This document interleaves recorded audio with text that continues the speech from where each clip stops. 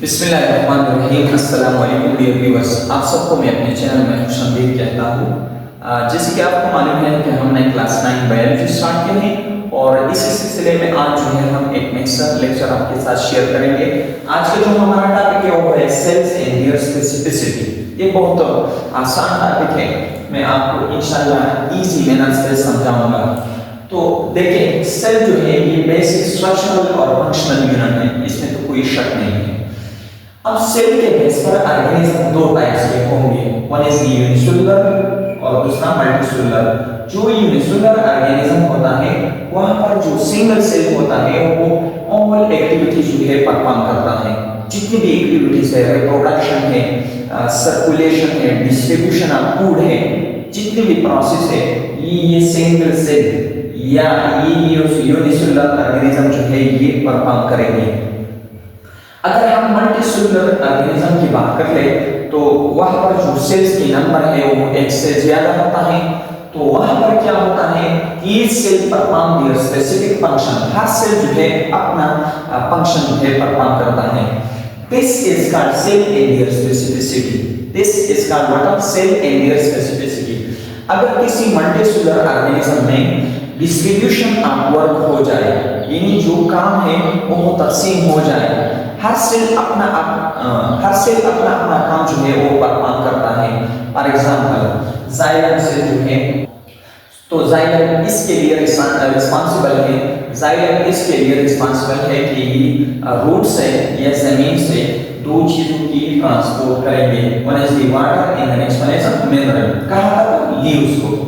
अगर fluid cell की हम बात कर ले तो ये जो है लीव से फूड को ट्रांसफर करता है ऑल पार्ट ऑफ प्लांट को, यानी जितनी भी हिस्से है प्लांट में, तो ये जो है वहां पर फूड को ट्रांसपोर्ट करता है। रूट हेयर सेल की अगर हम बात कर ले तो ये जो है एब्जॉर्प्शन करता है वाटर का, तो ये स्पेशल है इस काम के लिए। मेसोफिल सेल जो है वो फोटोसिंथेसिस करवाता है, तो ये सेल जो है ये लीव्स में होता है और ये स्पेशल है फोटोसिंथेसिस के लिए। इसी तरह अगर हम एनिमल की बात करें तो जो नर्व सेल है या न्यूरॉन है वो रिस्पांसिबल है ट्रांसमिशन ऑफ नर्व इम्पल्स के लिए, यानी ये सिग्नल है या मैसेज को बॉडी में जो है ट्रांसफर करता है। इसी तरह मस्कुलर सेल जो हमारे मसल होते हैं वहां पर जो सेल होते हैं ये मूवमेंट के लिए रिस्पांसिबल है। इसी तरह आरबीसी जो है ये ऑक्सीजन के ट्रांसपोर्ट के लिए रिस्पांसिबल है। इसी तरह डब्ल्यूबीसी जो है ये जरासीम को जो है मारता है। तो हर सेल अपना अपना काम जो है परफॉर्म करता है। So this is called cell and their specificity. अब ये जो स्पेसिफिसिटी है ये सिर्फ फंक्शन में नहीं है बल्कि स्ट्रक्चर में भी है। तो अब हम इस टॉपिक को कवर करेंगे। Relation of cell function with its structure, यानी जिस सेल की जो भी फंक्शन है तो उसके मुताबिक उसकी स्ट्रक्चर भी होंगे। Cells are different from each other through following aspects. एक साइज और शेप पर एक दूसरे से मुख्तलिफ होते हैं। Surface area to volume ratio पर जो है मुख्तलिफ होता है और एब्सेंस और या प्रेजेंस ऑफ ऑर्गेनिज्म पर जो है ये एक दूसरे से मुख्तलिफ होते हैं।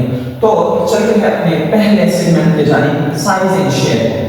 अगर हम सेल की स्पेसिफिसिटी की बात करें तो साइज और शेप में भी सेल जो है ये स्पेसिफिक होता है, खास होता है। फॉर एग्जांपल नर्व सेल या न्यूरॉन जो है ये लाल होता है, और ये क्यों कि ये स्पेशल है for the transmission of nerve impulse, ताकि ये जो है दूर पार्ट्स तक, ताकि ये जो है जितनी भी बॉडी पार्ट्स है वहां तक ये मैसेज जो है इजीली कंडक्ट करे।